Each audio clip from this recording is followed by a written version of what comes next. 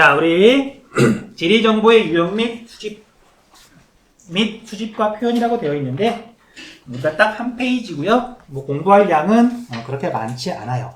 네. 그리고 이 부분도 이게 내용 설명만 막 보기보다는 뒤에 있는 문제 보면서 이렇게 문제가 나오는구나 파악한 다음에 복습하세요. 자, 우리 지리 정보라는 단어가 먼저 나오는데, 자, 정보라는 말 앞에 어떤 말이든 붙여보세요. 수학 정보, 수학과 관련된 어떤 정보죠. 그 다음 뭐 부동산 정보, 뭐 철학 정보, 아무튼 뭐 경제 정보, 지리 정보라는 게 있는 거죠. 자, 그래서 지리 정보는 뭐 이런 거다. 그런데 이제 시험에서 물어보는 건 지리 정보의 유형, 그러니까 세 가지 유형이 있는데 이걸 구분하는 거예요. 자, 예를 들면 기억하고 서울은 위도 몇 도, 경도 몇 도에 있다. 이건 공간 정보냐, 속성 정보냐, 관계 정보냐, 이제 그런 거 물어보는 거예요. 그래서 공간, 속성, 관계, 일단 세 개 단어는 외운다기보다는 세 가지 종류가 있다는 것만 기억하면 되고요. 이거 구분하는 건 간단한 국어 문제예요. 그래서 이게 아예 문제를 안 읽고 찍으면 모를까. 문제를 꼼꼼하게 천천히 읽으면 이거 가지고 틀리는 학생은 없거든요. 자, 아무튼 볼게요. 자, 지리 정보 중에 첫 번째는 공간 정보예요. 우리 공간이라는 단어는 약간 추상적이긴 하지만 어려운 단어는 아니죠. 표면에서 어떤 부분을 우리가 공간이라 그러잖아요. 그래서 지리 정보에서 공간 정보는 일단 크게 위치나 형태를 나타내는 정보를 공간 정보라고 그래요. 그러니까 실제로는 어떻게 이게 표현이 되냐면요. 위치를 나타내는 대표적인 방법, 아까 이야기했거든요. 위도 몇 도, 경도 몇 도. 그럼 정확하게 위치가 표현이 되는 거죠. 그래서 우리가 경도 위도로 경위도라고 그러고요. 이걸로 위치를 표현한다. 가장 흔하고요. 그 다음에 어떤 형태, 뭐 분포 이런 걸 나타내는 건 이제 점이나 자, 지구 절반 이렇게 그리고요. 여기에 서울이 있다. 뭐 점을 찍어서 나타낼 수 있는 거죠. 네. 지도에서 광진구가 여기에 있다. 점으로 찍을 수 있는 거잖아. 간단하게 나타내는 지도에서는. 그래서 점이나 아니면 선이나 도림천이 이렇게 흐른다. 이건 선으로 나타내야 되죠. 남부순환도로가 이렇게 있다. 이건 선 형태인 거죠. 네. 그리고 당연히 따라 나오는 말은 점선면으로 어떤 거의 형태나 크기나 분포를 나타내는 거. 그런 걸 공간 정보라고 한다. 됐죠? 네. 이거 쉬워. 그 다음 두 번째는 속성 정보라고 돼 있죠. 자, 속성이라고 하는 건 뭐 일상생활에서 많이 쓰는 건 아니지만 또 어려운 말은 아니죠. 특성인 거죠, 특성. 그래서 광신고등학교라고 이렇게 어쨌든 점을 찍어서 위치를 표현했어요. 그럼 얘가 광신고등학교야. 근데 이제 광신고등학교 공간이 아니라 그냥 광신고등학교 그 공간의 특성, 정보들이 있겠죠. 학생 수는 몇 명. 다른 고등학교랑 학교가 다르잖아. 그 다음에 여기가 남자 고등학교인지 여자 고등학교인지 아니면 남녀 공학인지. 선생님 수는 몇 명. 그 다음에 애들의 뭐 성적은 얼마. 뭐 그런 것들. 이해되죠? 그래서 그런 걸 우리가 속성 정보라고 한다. 만약에 서울이 이렇게 있으면요, 서울의 인구는 몇 명, 뭐 서울의 자동차는 몇 대, 뭐 그런 것들, 그런 것들이 속성 정보다. 공간에 대한 어떤 특성이죠. 많이 다르니까 이거 구분하는 건 어렵지 않을 거예요. 자, 그 다음에 세 번째는 관계거든요. 그리고 관계라는 게 뭘까? 대등한 두 개가 있어. 서로 영향을 주고받는 모습. 영향을 주고받으면서 형성되는 어떤 것을 우리가 관계라고 부르죠. 그래서 지리 정보에서 관계는 공간과 공간이 어떻게 관계를 맺고 있냐, 말을 조금 바꾸면 어떻게 상호작용을 하고 있냐, 그걸 말하는 거예요. 자, 그래서 경기도가 이렇게 있고요. 그 옆에가 강원도야. 경기도와 강원도는 서로 이렇게 맞닿아 있다. 라든지 경기도 안에 서울이 있다. 이런 게 관계 정보고요. 그 다음에 아침에 경기도에서 서울로 몇 명 정도가 이렇게 출근하면서 들어오느냐, 이런 것들이 전부 다 관계 정보가 되겠죠. 우리나라와 일본은 무역을 얼마나 하는지, 관광객은 몇 명이나 왔다 갔다 하는지, 공간과 공간이 어떤 관계를 맺고 있느냐, 어떻게 상호작용을 하느냐, 지금 그걸 말하고 있는 거죠. 됐어요? 그래서 공간 정보, 속성 정보, 관계 정보가 있다. 끝! 별거 없으니까 넘어갈게요. 그 다음, 지리 정보를 이제 우리가 모으는 방법, 수집하는 방법이 있어요. 자, 이게 뭐 써놓긴 했지만 이것도 되게 간단한 거예요. 자, 첫 번째는 현지 답사. 내가 궁금한 공간이 있어. 그러니까 지리 정보를 수집하는 건 공간에 대한 정보를 수집하는 거거든요. 내가 제주도에 대해서 뭔가 알고 싶어. 제주도에 대해서. 내가 그래서 비행기 타고 배 타고 제주도에 직접 가서 제주도에 뭐 사투리도 알아보고 설문조사도 하고 사진도 찍고 이런 건 내가 그 현장에 직접 가는 거죠. 직접 조사라 그래요. 직접 조사. 현장에 직접 가는 거. 그 다음에 내가 제주도에 가지 않더라도 제주도에 대한 정보를 얻을 수 있죠. 책을 보고 인터넷을 보고. 그렇잖아? 네. 그래서 이런 걸 간접 조사라 그래요. 간접 조사. 그 현장에 직접 가지 않고 조사하는 거. 뭐 말은 쉽잖아. 자, 그 다음에 세 번째로는 간접 조사의 일종인데 원격 탐사라는 게 있어요. 원격 탐사 우리 체크 좀 해주세요. 역시 어려운 말은 없죠. 원격이 무슨 뜻이야? 사람이 직접 하는 게 아니라 기계를 예, 이게 한자 그대로 멀 원자예요. 멀 원거리, 가까운 데는 근거리, 근시 원시 있잖아요. 네. 눈 이렇게 시력 관련해가지고 격은 간격할 때 격이에요. 멀리 떨어졌다. 그리고 내가 조사하고자 하는 지역이 어쨌든 지표면이 어딘가야? 근데 내가 거기에 직접 가는 건 현지 답사. 근데 직접 가지 않고 멀리 떨어져서 망원경으로 멀리 떨어져서 관찰을 한다든지 내가 직접 가는 게 아니잖아. 그러니까 예를 들면 약간 이게 좋은 예인지는 잘 모르겠는데 후쿠시마 원자력 발전소가 이제 여러분들 어렸을 때 사고가 났는데 여러분 혹시 기억나요? 안 날 수도 있어. 2011년도라서. 안 나요. 근데 아무튼 원자력 발전소가 사고가 났어. 근데 막 이렇게 벽도 막 무너져 내리고 그러면 이제 말 그대로 정말 내가 가까이 가가지고 이렇게 눈으로 살펴보는 거. 이건 현장 조사. 근데 가까이 갈 수가 없죠. 내가 멀리 떨어져가지고 망원경으로 본다. 이건 원격 탐사인 거예요. 됐어? 네. 비슷한 개념인데, 자, 현장에 직접 가는 게 아니라 비행기를 띄우거나 인공위성을 띄우거나 아니면 드론을 띄워서 거기를 멀리 떨어져서 조사를 한다. 이런 것들이 원격 탐사예요. 실제로는 여기 나와 있는 것처럼 항공기, 인공위성, 그 다음에 오늘날에는 드론도 많이 이용하겠죠. 이런 걸로 조사하는 거. 이게 원격 탐사라고. 됐어요? 자, 그러면 이런 원격 탐사의 특징. 왼쪽에 보면 원격 탐사가 있죠. 그래서 사람이 직접 접근하기 어려운 뭐 히말라야 산맥 꼭대기라든지 남극이나 뭐 북극이라든지 이런 데도 얼마든지 조사할 수 있고요. 그 다음에 높이 떠가지고 조사를 하니까 넓은 지역을 한꺼번에 조사할 수 있고요. 그 다음에 얘는 인공위성에 대한 설명인데 인공위성은 한번 이렇게 쏘아 놓으면 얘가 계속 그냥 돌죠. 똑같은 데를 도는 건 아니지만 그래도 계속 돌기 때문에 돌면서 우리나라 위를 지나갈 때마다 사진을 찍어요. 주기적으로 계속 조사할 수 있죠. 네. 현장 조사는 직접 조사는 내가 직접 가야 되는데 매번 가려면 귀찮잖아. 그래서 이런 주기적으로 정보를 수집하는 데 유리하다. 이게 원격 탐사의 특히 인공위성의 큰 장점이에요. 여기 별거 없으니까 넘어갈게요. 그 다음 지리 정보의 표현 볼게요. 지리 정보의 표현.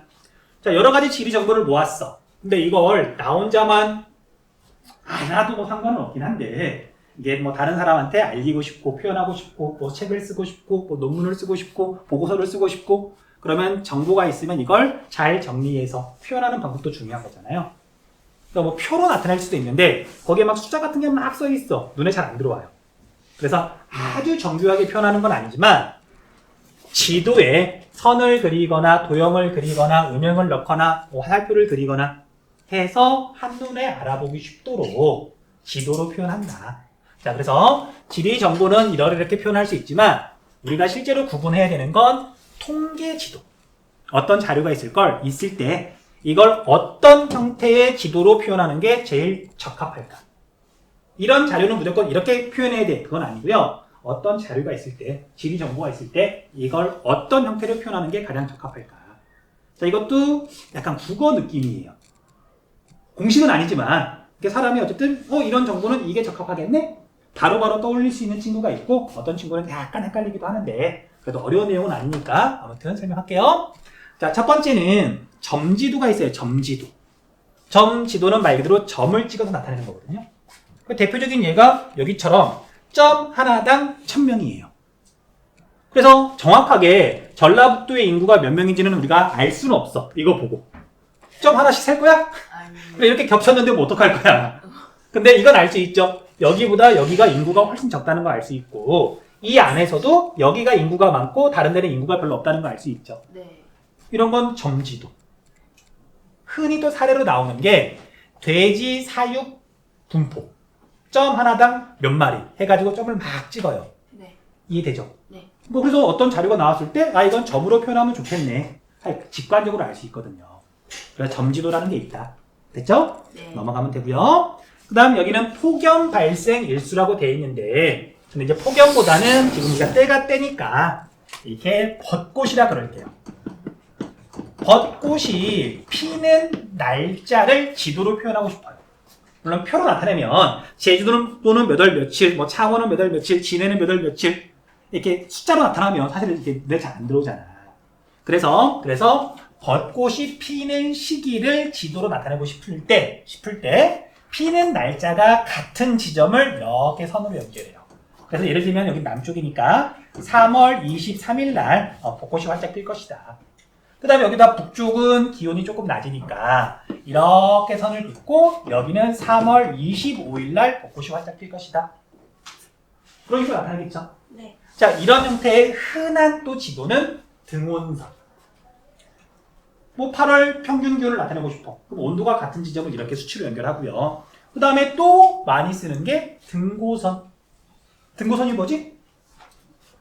높이가 같은 지점을 이렇게 연결한 거잖아요. 자, 높이가 같은 지점을 선으로 연결했다. 그러니까 그래서 수치가 같은 지점을 선으로 연결했다. 얘의 이름이 등치선도예요. 수치가 같을 등자. 같은 지점을 선으로 표현한 지도, 등치선도라고 한다. 이름부터가 그런 거예요.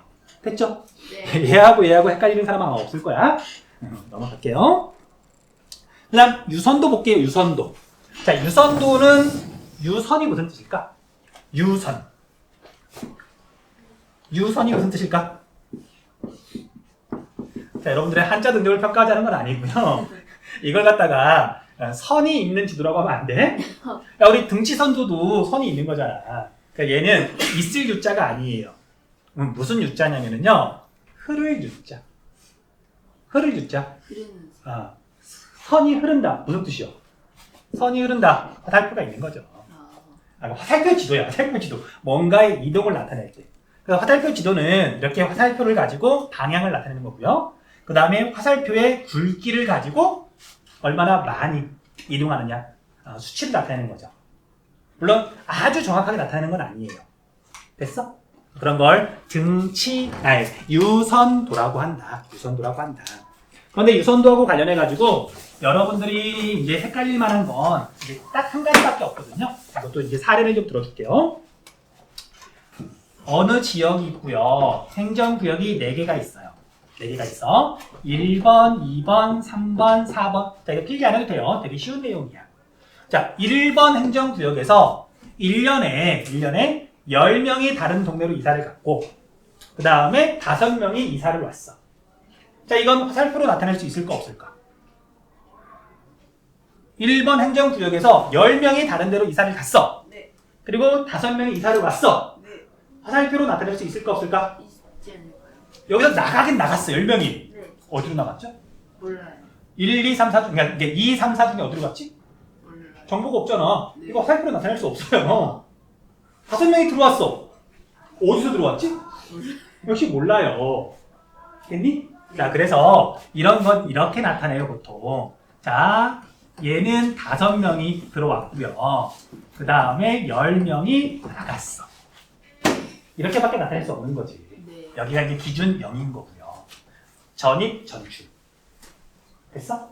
그래서 화살표로 나타내려면 출발 지점과 도착 지점이 반드시 같이 포함되어 있어야 돼요. 됐어요? 이것도 이제 문제를 보면 내가 지금 선생님이 수업 시간에 왜 그렇게 설명을 했는지 쉽게 알 수 있을 거야. 그래서 유선도는 출발 지점과 도착 지점이 모두 있어야 된다. 넘어갈게요. 네. 그 다음 단계 구분도는 말 그대로 단계를 구분해서, 자, 정확하게 뭐 11, 12, 13, 14 그게 아니라 적은 거, 많은 거, 얼마만큼 많냐, 얼마만큼 뭐 농도가 진하냐, 이런 걸 대략적으로 알기 위해서 이걸 몇 개의 단계로 구분해서 색깔로 구분하든 음영으로 구분하든 뭐 무늬로 구분하든 어쨌든 단계를 구분해서 나타낸다. 이것도 예를 들면 또 되게 쉬워요. 자, 여러분들 해발 고도를 막 미터 단위로 색깔을 달리해가지고 또는 뭐 미터 단위로 막 표현하려고 그래. 막 등선 같은 걸로 난리가 나겠죠. 그래서 눈에 잘 들어오지도 않고 너무 복잡하고. 그래서 여러분들 우리 지도를 보면 색깔로 높이나 아니면 바다의 깊이를 표현하죠. 네. 기억나요? 네. 그리고 그게 그라데이션처럼 아주 미세하게 변하는 게 아니라 몇 개의 단계를 구분해가지고 진한 갈색은 해발 고도가 높은 곳, 진한 파란색은 해발 수심이 깊은 곳, 이렇게 단계를 나타내잖아요. 네. 이해돼요? 네. 그래서 인구 밀도를 비롯해가지고 이제 어쨌든 대략적인 분포 정도를 알고 싶을 때 단계를 나누어서 표현한다. 됐죠?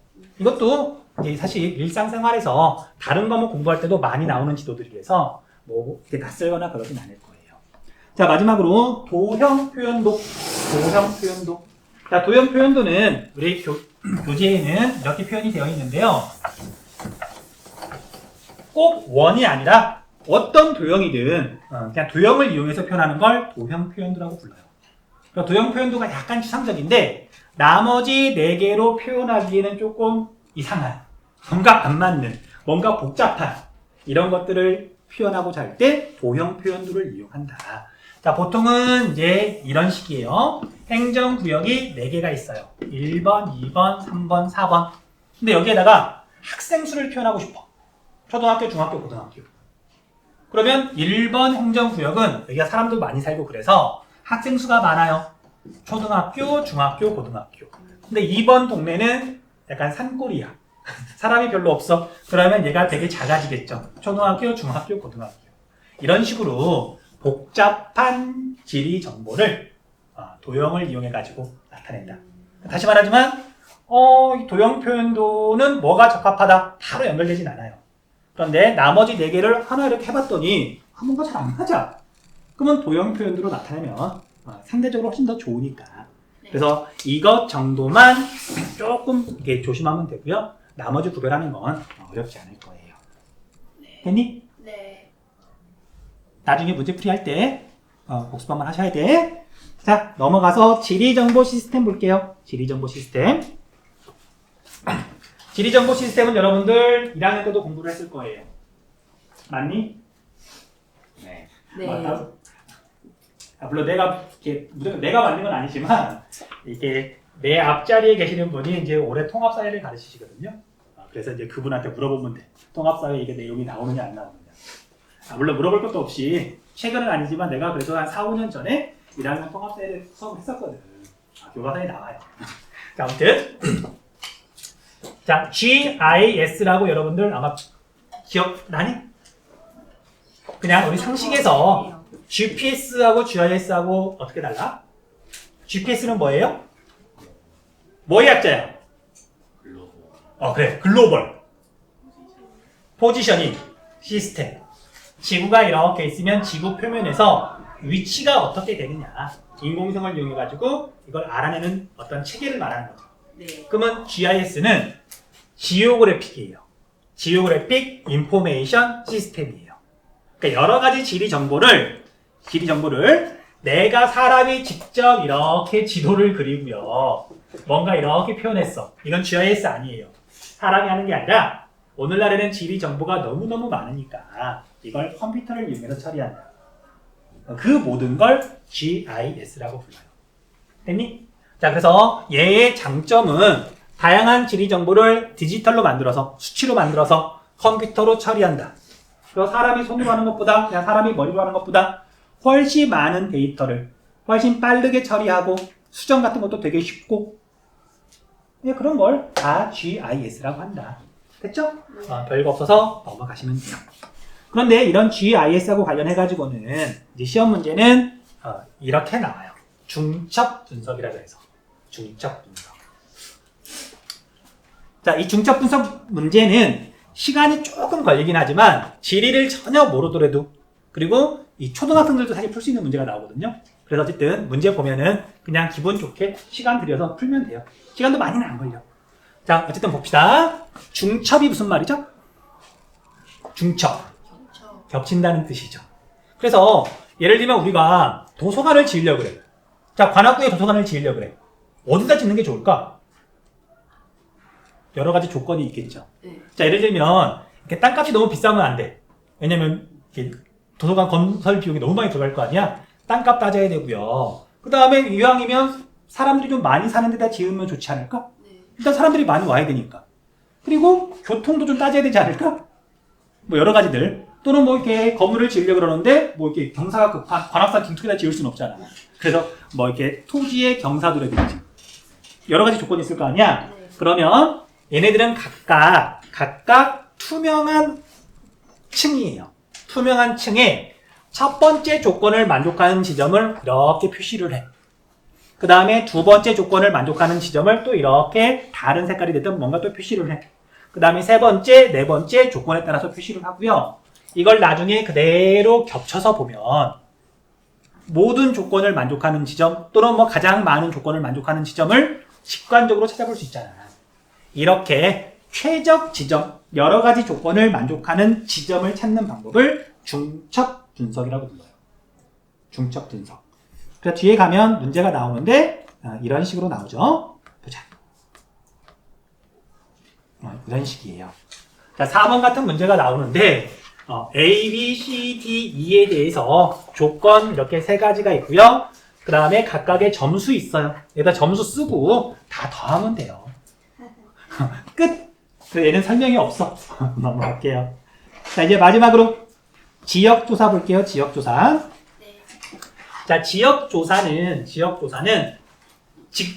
조사예요. 직접 조사. 우리 아까 위에서 지리정보를 수집하는 방법에서 여기 현지 답사 직접 조사라고 그랬잖아요. 이걸 어떻게 하느냐. 자, 무슨 얘기냐면, 자, 여러분들 우리 고등학생들이 인공위성 띄울 수 있니? 아니. 비행기 띄울 수 있니? 없죠. 드론은 띄울 수 있긴 하겠지만, 뭐, 거기에 여러 가지 장비 같은 거 달 수는 없잖아. 그래서 우리가 고등학생들이 현실적으로 할 수 있는 건, 현장 답사. 근데 현지 답사밖에 없어요. 그러지 않겠니? 자, 그래서, 네. 지역 조사를 하는 방법이나 과정에 대해서 이야기하고 있는데, 얘도 이해하면 되게 쉬워요. 한 가지만 조심하면 돼요.